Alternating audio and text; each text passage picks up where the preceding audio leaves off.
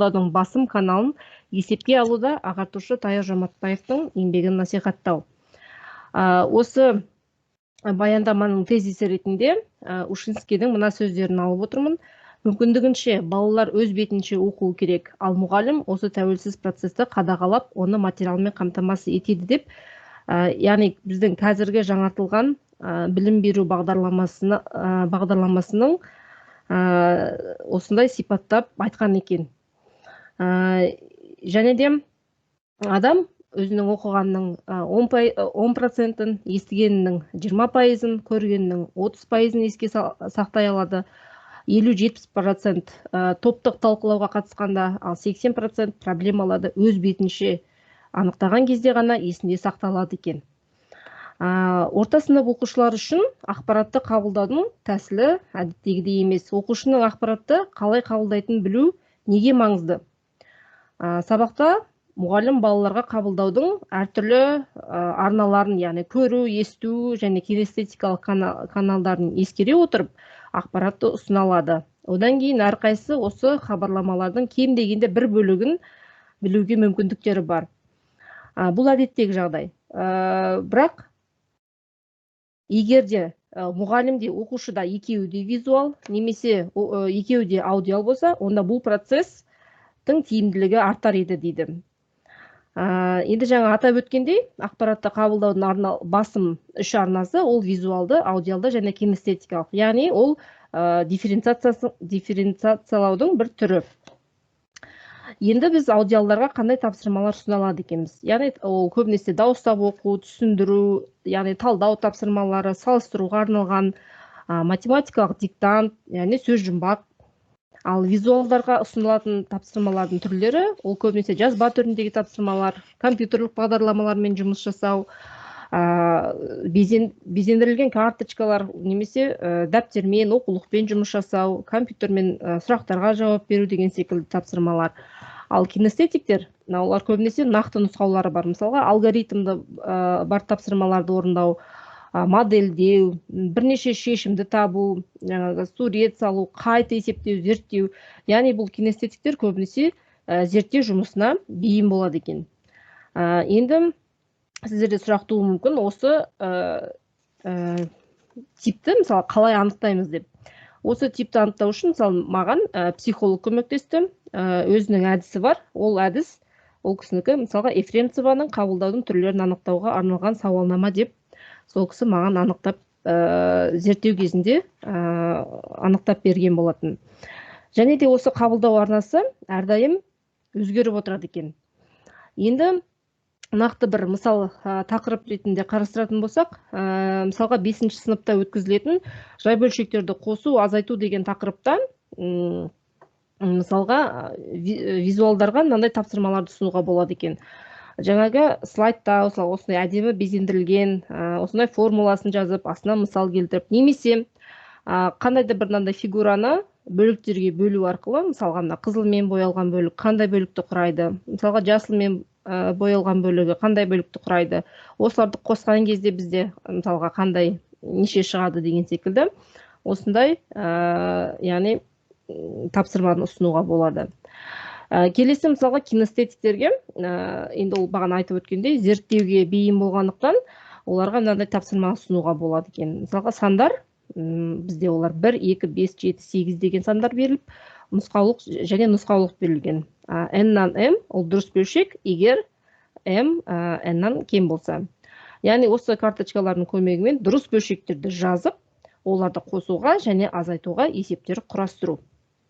Яғни ол осы кинестетиктерге ол өте қызықты болады.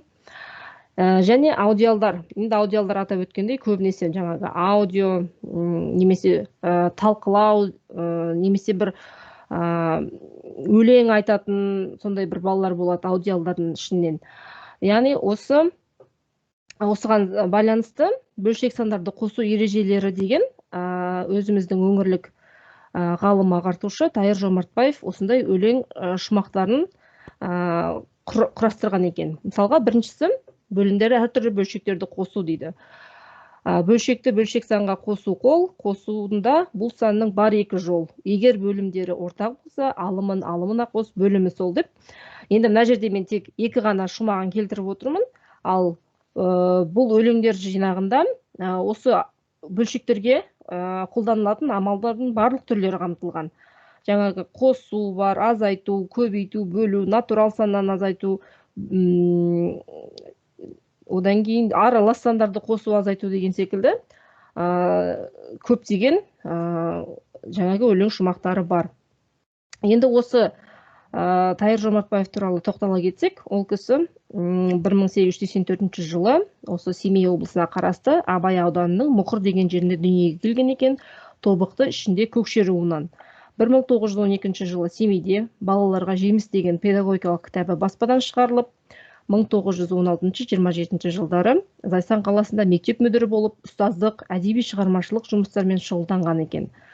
Ал 1927-37 жылдары Семейдегі орта мектептер мен педтехникумда математикадан, әдебиеттен сабақ берген.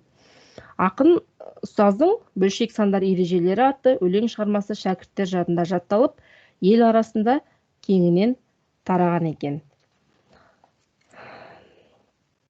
Және де енді кішкенде қосып айта кетсем, енді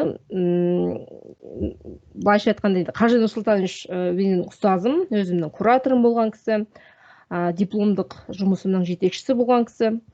Сол кісі егер болмаса, мен мысалға мына кісі туралы біз білмес едік. Себебі біз түске дейін мысалға сабақ оқитын болсақ, түстен кейін уақытта ол бізді алып қалып, міне осы кісі осындай қазақтан шыққан осындай ағартушылар бар деп бізге көп деген мәліметтерді беріп, көбінесе бізге ксерокопиядан жасата берген сол кезде.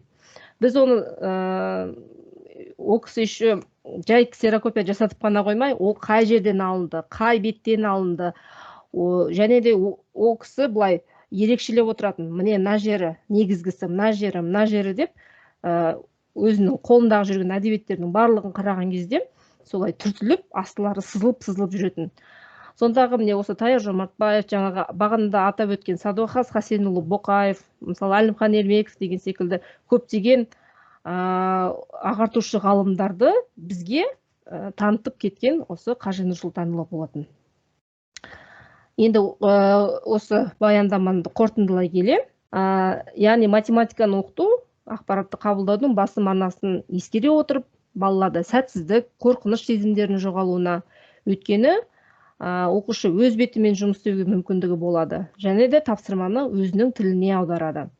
Оның әдісіне сәйкес келеді. Оқу процесін осылай құру тек математиканы үйреніп қана қоймай, баланың өзінің тәжірибесіне сүйеніп, ойлауға, түйсігін, қиялын, кеңістік бейнесін дамытуға, сонымен қатар ынтымақтастық атмосферасын рефлексия жасауға мүмкіндік береді деп санаймын. Назарларыңызға рахмет. Көп рахмет Жұлдыз Аманжоловна. Қазір енді біздің келесі баяндамашымыз ол Қарағанды қаласындағы химия биология бағытындағы Назарбаев зияткерлік мектебінің математика пәні мұғалімі Саулебек Танатович Махашев және оқушысы Амирхан қызы Сабина. Сөз өздеріңізде. Жақсы, рахмет Наркен Светханович. Сәлеметсіздер ме, құрметті әріптестер және конференцияға қатысушылар. Біздің Қарағанды қаласы химия биология бағытындағы Назарбаев зияткерлік мектебінің математика мұғалімі Махашев Саулебек боламын. Және 11 сынып оқушысы Амирхан қызы Сабина. Бүгін енді біздің конференцияны ұйымдастырушыларға көп алғысымызды айтқымыз келеді ең алдымен.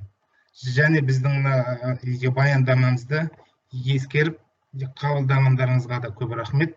Біздің бүгінгі баяндамамыз қазақ мақал мәтелдері мен математикалық функциялардың арасындағы қандай байланыс бар, сол туралы сөз қозғайық деп едік.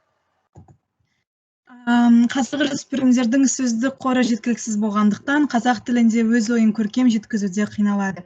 Заман талабына сай жастар ағылшын тілімен жарыстаны математикалық бағыттағы салаларды меңгеруде басымдылық беруде.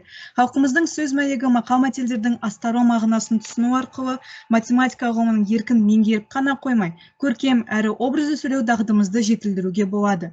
Мақал мәтелдерді білудің қажеттілігі неде десеңіз, кез келген ғылым саласын жетік меңгергенімен оның маңызын түсіндіруде. Ғылыми зерттеулерге қатысты ойды, дәлелді, жинақы, тұжырымды жеткізе алуда, аудиторияны сендіре білуде мақал мәтелдердің маңызы зор.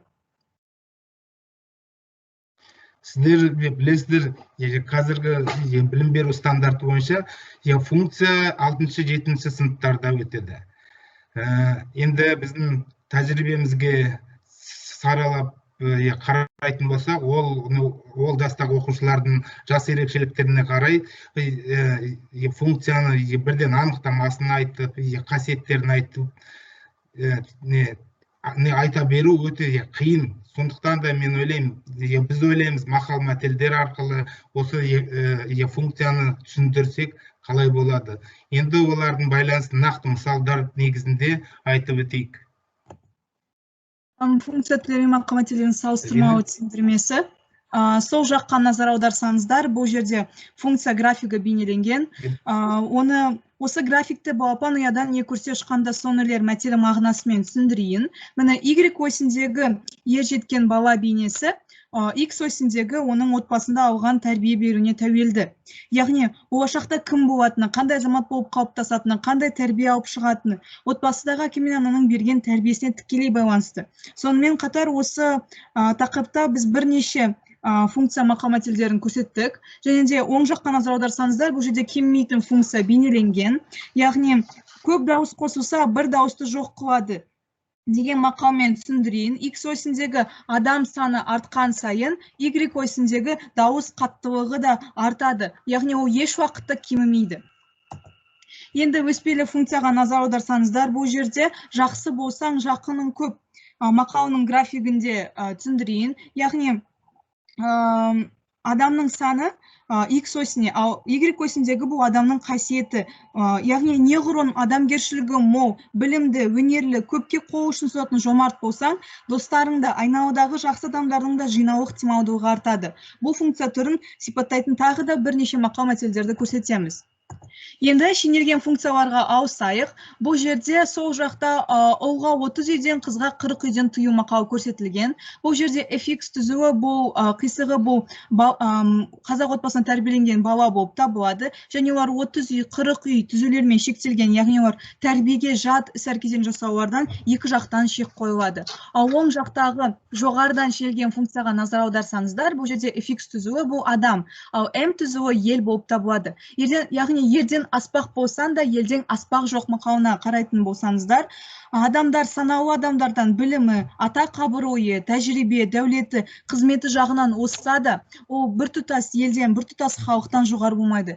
Және де қарға мақтанып сұңқар болмас, есек мақтанып тұлпар болмас мақалында да, қарға қанша мақтанғанымен, сұңқар болу үшін қанша тырысқанмен, ол ешқашан сұңқар болмайды, сұңқар деңгейіне жетпейді. Ал енді периодты функцияға ауысатын болсақ, еріншектің ертеңі бітпес мақалына назар аударыңыздар. Бұл жерде FX түзуі бұл адамның әрекеті, еріншектің әрекеті болып табылады. Яғни күннің басында ол жұмыс жасаймын деп әрекет етеді. Алайда ол күнделікті өзінің сылтауына басып, осы әрекетін ертеңге қалдырайын деп, осы әрекетін периодты түрде, яғни күнделікті түрде қайталағандықтан бұны периодты функцияға мысал ретінде қарастырайық. Міне дәл осылай біз оны жұп функциямен де, тақ функциялармен де қарастыруымызға болады. Және сөзімді қорытындылайтын болсам, әр ғылымның өзіне тән қиындығы мен күрделігі, ерекшелігі болатыны сияқты, әрбір оқушының да қабілеті, бейімі, түрлі болатыны барлығымызға белгілі. Осы орайда мақал мәтелдердің көмегімен математика пәнін меңгеріп қана қоймай, тіл байлығымызды, көркем сөйлеу дағдыларымызды арттырарымыз сөзсіз. Назарларыңызға рахмет. Көп рахмет, Сабина, Саулебек Танатович. Өте қызықты ақпарат болды. Біздің қазақ тілімізбен кіріктірілген тапсырмалардың мысалдары болды. Және тақырыбымызды. Енді келесі баяндамашымыз ол Смағұлов Досжан Мелісұлы және Тыныбаева Самал Сайлаубек қызы. Сіздерге сөз беріледі. Сергеополь жалпы орта білім беретін орта мектептен баяндама тақырыбы тоғызқұмалақ һәм абақ. Қайырлы күн әріптестер. Біріншіден сіздерге алғыс білдіргім келеді ұйымдастырушылар тарапынан. Ауылдың мұғалімдеріне осындай конференцияға баяндама жасауға рұқсат бергендерге. Енді біздің баяндамамыздың тақырыбы тоғызқұмалақ һәм абақ. Бұнымен біз немене айтқымыз келіп отыр деген.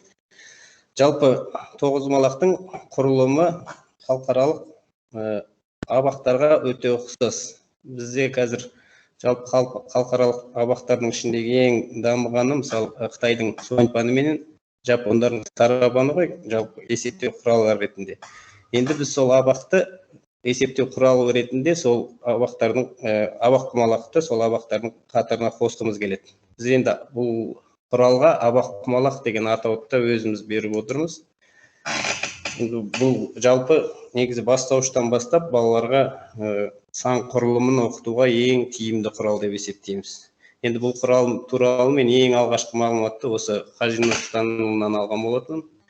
Енді ол кісіден шәкірт алған, сабақ алған шәкірттер болатын болса барлығы біледі. Ол кісінің педагогикалық университеті арнайы зертханасы болатын. Ол жерде ол кісі осы абақты қолмен жасап, сол жерде ол кісі тек қана разрядтарды оқыту жарағы ретінде таныстырған болатын маған. Мен сол кісіден үйреніп, одан кейін мектепке келіп, үйірмеде балаларға үйреткен кезде қазір мысалы балаларымыз бұны дамытып, мысалы абақ түрлерімен танысып келген кезде бұл құралдың көмегімен жалпы тек қана разрядтарды ғана емес, арифметикалық амалдардың барлығын орындауға болады. Қосуды, азайтуды, көбейтуді деп бөлуді де. Жалпы тек қана натурал сан емес, ондық бөлшектерді. Енді тоғызқұмалақ ойнайтын адамдар біледі. Бұл жерде құмалақтармен қоса тұздық болады ерекше. Сол тұздықты түр ретінде пайдаланып, бөлшектерді. Енді мына жерде бізде парасатты оқушылар ғылыми қоғамы бар. Мен өзім сол қоғамда жетекшісімін. Әріптесім Санал Сайлаубекқызы хатшысы. Сонда көбінесе оқушыларымыз да осы зерттеу жұмысымен айналысып жүреді. Экранда көріп тұрсаңыздар, мынау екі оқушымыз кәдімгі ментальды арифметиканы оқытып жатқан қалада арнайы барып, соның сабақтарына қатысып, оларға да тоғызқұмалақпен де осыны үйретуге болатынын айтып кетіп отырады. Жалпы біздің мектепте өз оқушыларымыздың 80% дерлік тоғызқұмалақ ойнай алады. Аудандық чемпионат, облыстық чемпионаттардың жүлдегерлері, чемпиондары мектебімізде бар. Республикалық чемпионаттардың қатысушылары. Енді біз сол балалардың барлығын тоғызқұмалақ ойнайтын потенциалдарын осы жалпы математикаға да пайдалану жағын ойластырып, содан кейін осындай абақ құралы ретінде ұсынып отырмыз. Жалпы тоғызқұмалақ тақтасының өзін екіге бөліп, екі абақ құралы ретінде пайдалануға болады, ортасынан бөліп жасасақ. Немесе екеуін бір-біріне жалғасақ, онда 18 орынды абақ ретінде пайдалануға, 18 орынды санды оқуға болады барлық разрядтық атауларымен. Енді ол үшін мынандай міне көрсетіп қойып тұрмыз, карточкалар арнайы дайындап алуға болады. Енді басында үйренгенде бастауыш сынып оқушыларына керек болады, ал үлкен сыныптар өздері жаттап алады. Мына енді біз өзіміздің тәжірибемізден мына суретін абақ-құмалақтың көрсетіп қойып отырмыз. Енді қарасаңыздар, сол жаңа айттық қой, парасатты оқушылар ғылыми қоғамы бар деп оқушылар. Соның ішінде шағын топ құрылып, осы абақ құралын насихаттап, видео сабақтар түсіріп жатыр. Мына жерде байқасаңыздар, парасатты оқушылар ғылыми қоғамының өзінің эмблемасы бар. Оқушыларымыз жалпы қазір видеолардан жарнама ретінде бір видео, онан кейін 3 сабақ рет-ретімен түсіріп үлгерді. Бірталай сабақтар үлгерді, бірақ дайыны сол 3 сабақтар ғана. Олардың барлығы әлеуметтік желіде жарияланып жатыр. Енді ең танымал, мысалы YouTube'тан абақ-құмалақ деп жаза салсаңыздар, біздің видеоларды да көруге болады сол жерде. Онан кейін Facebook'та да мектебіміздің жалпы тобы бар, біздің мектебіміздің атауымен берілген. Сол жерлерде осындай видеолары бөлісіп жатамыз. Мынау енді сол оқушыларымыздың зерттеу жұмысы барысында қысқаша пікірлерін үзінді ретінде көрсетіп отырмыз. Енді бұл айтып тұрмын, бұл құралменен жалпы бастауыштан емес, 6 жастан бастап тәрбие беруге де өте қолайлық құрал. біз тек қана бұл тоғызқұмалақ пен абақ деп отырғанымыз жоқ. Балалар тоғызқұмалағында жасап көрсеткенбіз. Жаңа есімізге түсіп отыр, жаңа фотосын қоюымыз керек еді деп. Енді мектебімізге келіп танысуға да шақырамыз барлықтарыңыз. Сондай шалғай емес, Аягөздің жанында тиіп тұр. Сонда балалардың тоғызқұмалағы деген ойын бар. Ол да қолмен ойналады. Балалардың мысалы дамуына, денсаулығына да пайдалы. Мысалы құмалақтың барлығын Қажы Нұрстанович айтатын, біз санды ұстап көрсетіп көргеніміз жоқ, моделін ғана көрсетіп жүретінбіз. Ал құмалақпен бір дарақ деп ұстап көрсетеміз деп. Енді осындай жетістіктеріміз бар, жұмыстарымыз бар. Сіздермен бөліскенімізге қуаныштымыз. Назарларыңызға рахмет. Сау болыңыздар. Рахмет, Досжан Меңсұлу. Қатысушылар, сұрақтарыңыз болса, мына жерде чатқа жаза беруге болады. Тағы да бір айтып өтейін. Енді бізде соңғы баяндамашыларымыз қалды. Біздің қаламыздағы нөмір 32-ші мектеп мұғалімдері Сабиханова Гаухар Ғазизқызы, бұл кісі математика пән мұғалімі болса, Сығаева Ләззат Заманбекқызы физика пән мұғалімі екен. Абай мен Шәкәрім мұраларын математика және физика пәндерімен байланыстыру деп аталады баяндама тақырыптары. Сөз кезегі өздеріңізде. Сәлеметсіздер ме, құрметті әріптестер. Назарбаев мектебінің мұғалімдеріне көп алғыс айтамыз. Осындай біздің конференцияда ойымызды бөлісіп, конференцияға қатысып жатқанымызға қуаныштымыз. Бүгін Абай мен Шәкәрім мұраларын математика және физика пәндерімен байланыстыру. Жаңа да алдағы пленарлықта айтып кетті көп ағаларымыз. Біздің қазақтың Шәкәрім, Абай сияқты тұлғаларымыздың ғылыми жоспарларын, ғылыми шығармаларын біздің жас балаларға тарату мақсатында біз осы тақырыпта алдық. Менің қолымда Шәкәрім атамыздың үш анық кітабы. Міне осы бүгінгі алған тақырыбымыз осының тақырып кітапшаның ішінде көбі айтылған болатын. Сондай-ақ бүгінгі конференцияға себепші болып отырған Қажи Нұрсұлтанович, менің ұстазым болған, ол кісінің жұбайы Нақышбекова Қапиза Молдабековна, ол кісі де менің ұстазым болды. Ол кісілер біздің әрдайым ойымызда. Олардың еңбектері бүгін жүлдегерлік жүз есептеген мұқабасы ескі тозған 92 жылы шығыпты. Мен бір ашық сабақ өткізген кезде ол кісі келіп осы кітабын маған өзінің қолын қойып беріп кетіп еді. Соны бүгін сіздерге көрсетейін деп отырмын жүлдегерлік жүз есептеген кітабында. Енді презентация арқылы сондағы ісімізбен бөлісейік. Абай мен Шәкәрім мұраларын математика және физика пәндерімен байланыстыру дегенді бүгін міне Сығаева Ләззат Заманбекқызы екеуміз осы математика мен физикаға Абай атамыз бен Шәкәрім атамыздың қосқан үлесі туралы азды көпті, уақыт шектеулі болғандықтан азды көпті айтып кетсек дегенбіз. Шәкәрім мен Абай бабаларымызды бір-бірінен бөліп жаратын тұлғалар емес. Шәкәрім Абайдың сүйікті шәкіртінің бірі болды. Абайдың жетекшілігімен білімге, өлеңге, ғылымға қатты көңіл аударып, ізденіс жолына түседі. Кейін жасы ұлғайғанда өзіндік жұмыстың нәтижесінде Шәкәрім ғылымның әртүрлі саласын меңгерді, геометрия заңдарын үйренді. Шәкәрім 1928 жылы жаңағы өздеріңізге көрсеткендей үш анық атты философиялық еңбегін аяқтады. Шәкәрім болмыстың жалпы белгісі туралы ғылыми ұғым материя. Ол кезде бізде материя деген ұғым белгілі болмады да, арабша мадда деп атады.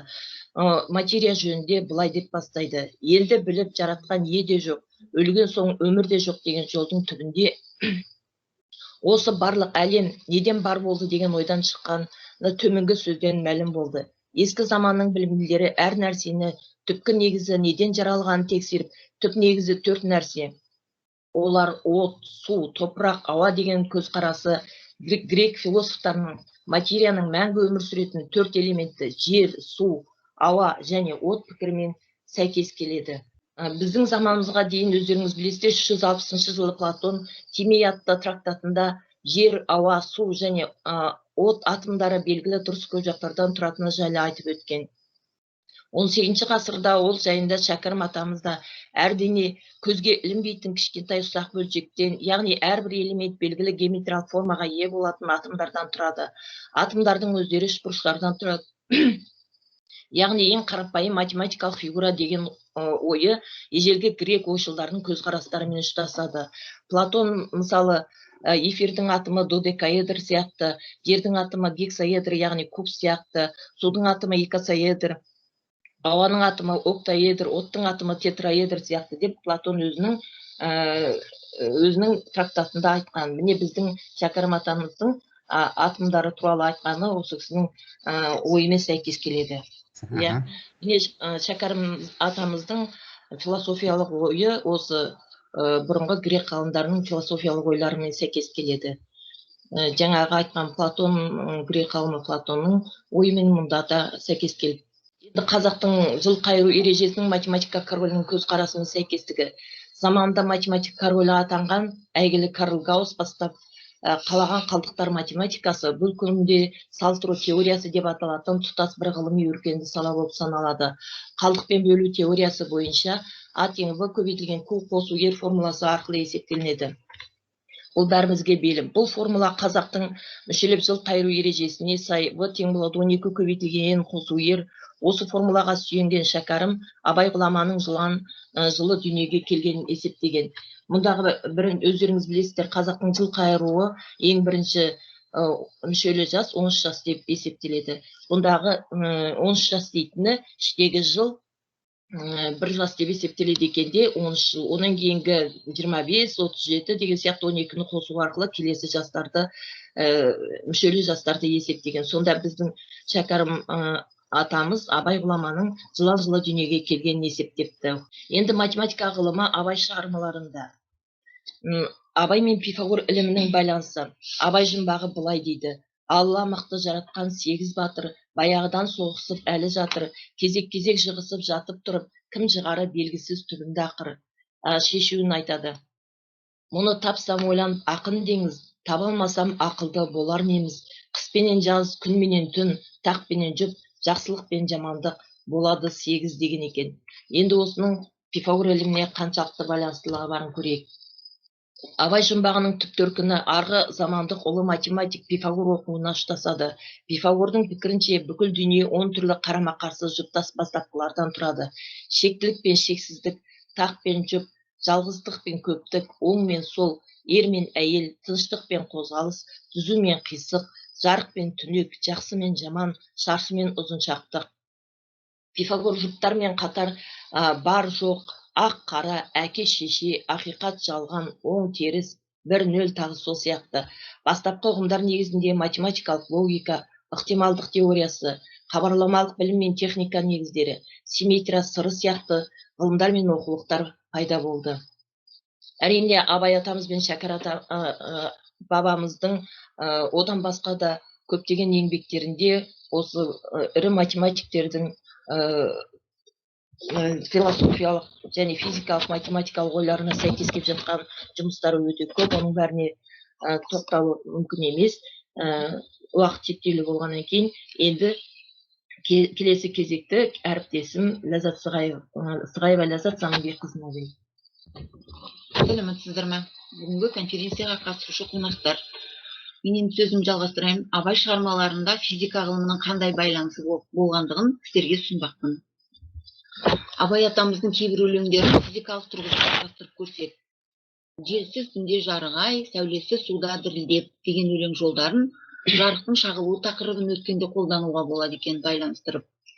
Жартасқа бардым, күнде айғай салдым, одан да шықты жаңғырық деген өлең жолдарын, дыбыстың таралуы, жаңғырық тақырыптарын өткенде, қызыл арай сары алтын шатырына, күннің кешке кіргенін көрді көзім деген өлең жолдарын, жарық дисперсиясы тақырыбын өткенде, сол сияқылды қараңғы түнде тау қалқып, ұйқыға кетер балбырап, даланы жым-жырт дел салғып, түн басады салбырап деген өлең жолдарын термодинамика тарауын қайталағанда қолдануға болады екен. Неге бұл өлеңде ешбір қозғалыс білінбейді деп сұрақ қойып білім алушыларға проблемалық жағдай туғызып алуға болады. Табиғаттың ғылыми түсіне білу, оны көркем түйсіну, қоршаған ортаға, туған жерге деген балалық ыстық сезімін оятуға, осы өлең жолдарының үлесі мол деп білеміз. Табиғаттағы термодинамикалық тепе-теңдік осы өлеңдерден көрініс тауып, ұзақ уақыт бойы осы жерде көпке дейінгі қысым мен температураның өзгеріссіз тұрғанын байқатып тұр емес пе? Шыққаным шығыстағы бір биік тау, жақсы екен тауға шығып тағдыр сынау, қайырлы түн болсын деп үнсіз айтып, күн кеткен соң түн келді қараңғылау. Аспандағы ай жұлдыз бәрі айналды, жалғыз-ақ темірқазық тапжылмайды-ау. Жетіқарақшы темірқазық шоқ жұлдызымен білім алушыларды таныстырып, берісі әдебиет пен физика және астрономия сабағының тығыз пәнаралық байланысын көрсетсе, ал арысы әлем біртұтастығын түсінікті қалыптастырудағы Абай мен Шәкәрім бабаларымыздың шығармаларының маңызы ерекше екенін көрсете аламыз. Сөзіміздің соңында қазақ халқы өзінің этникалық тұрғысында мал мен күнін көрген, қыс қыстау, жаз жайлау іздеген көшпенді халық болғанын, ұрпақтан ұрпаққа өз ғылым, білімін ауыз әдебиет арқылы жеткізіп отырғанын білеміз. Аспан денелерінде күн, ай, жер қозғалысын түнгі мал күзеті кезінде жіті бақылап, жыл мезгілдерін, ауа райын болжай білгенін айта келіп, білім алушыларға халықтың қайнар көзіндей Шәкәрім бабамыздың осы жоғарыдағы жолдарын астрономия сабағында да пайдаланатын құнды құжат екенін көрсетуге болады. Міне осы сабақтар арқылы физика мен математиканың формулаларымен шектеліп қана қоймай, әлемдегі өркениет процестеріне жақындап, білім алушылардың рухани белсенділігін арттырудағы үлесі мол екенін көре аламыз. Енді бүгінгі біздің тақырыбымызға мынандай қорытынды ой айта аламыз. Әлем біртұтастығын түсінікті қалыптастырудағы Абай мен Шәкәрім бабаларымыздың шығармаларының маңыздылығын көрсету, математика және физика сабақтарында есептер шығару, практикалық тәжірибелер көрсету сабақтарымен қатар, халық ауыз әдебиетін, ақындар еңбектерін сабақта пайдалану арқылы пәнаралық байланысты ұйымдастыру және Абай мен Шәкәрім бабаларымыздың кеңінен ұғынып, білім алушылардың түсініктерін арттыру.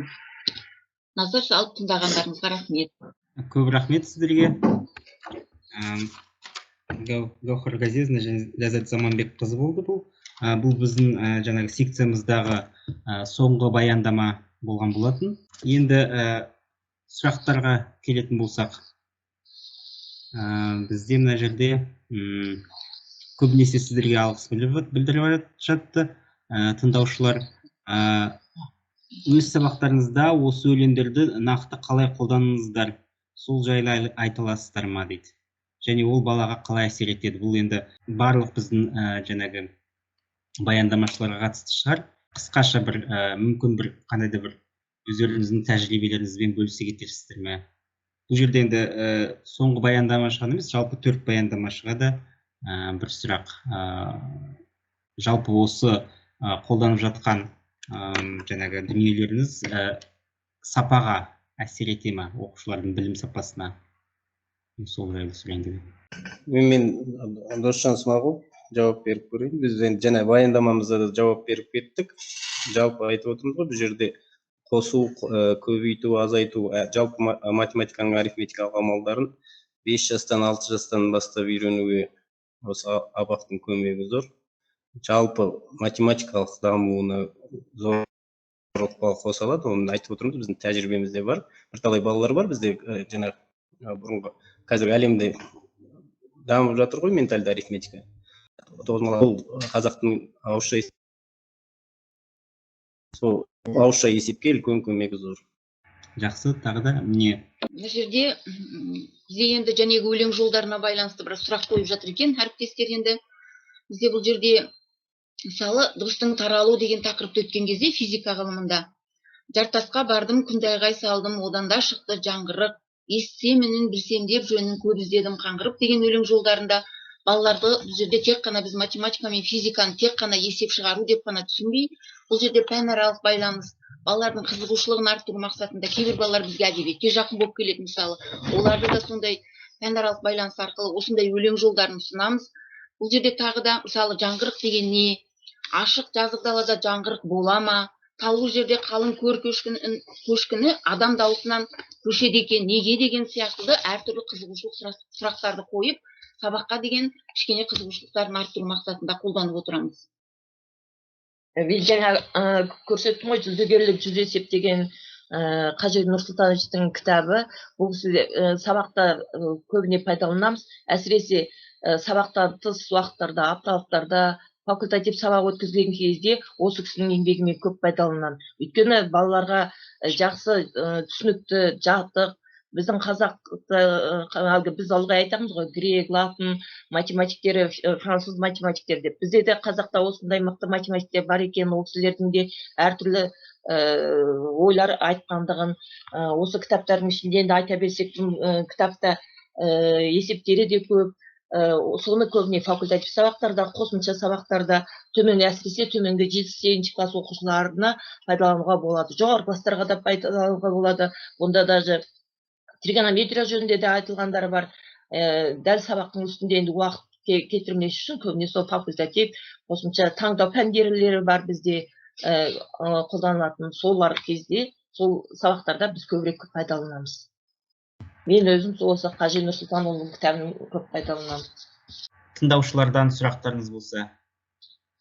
Мен абак жөніне менің алдында сөйлеген кісілердің жөнінен айтып кетсем деп едім. Ментальды арифметика жөнінен айтты жаңа бұл кісілер.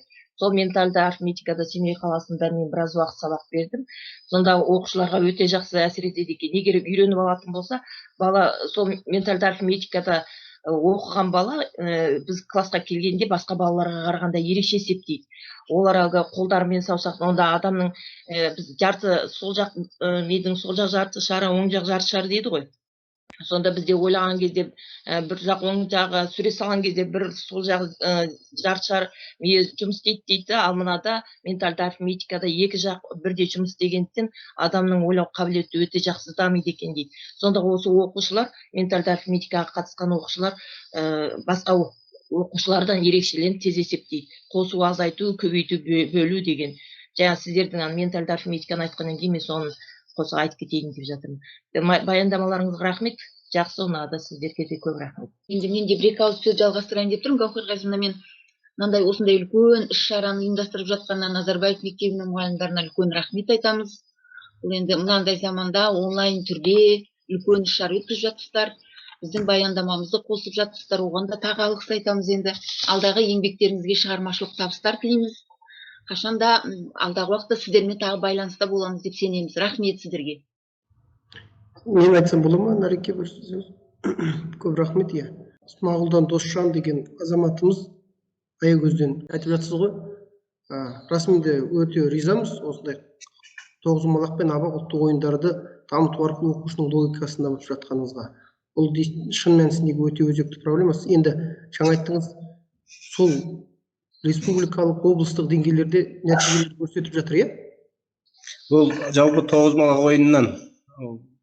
Бұл енді біз абақ ретінде математикадан ешқандай жарысқа қатысқанымыз жоқ. Ал жалпы тоғызқұмалақ ұлттық ойыннан республикаға дейін шығып жүр оқушыларымыз.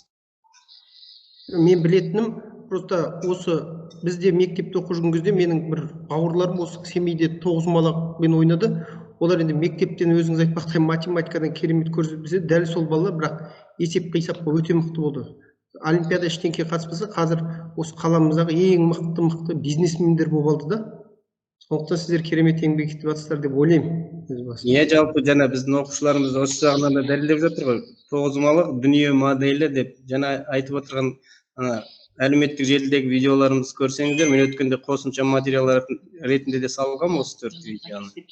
Сонда оқушылар осының бәрін дәлелдеп жатыр. Жаңа парасат оқушылар ғылыми қоғамында. Рахмет. Рахмет сіздерге де көп-көп. Жаңағы YouTube-та дедіңіз ғой, неме?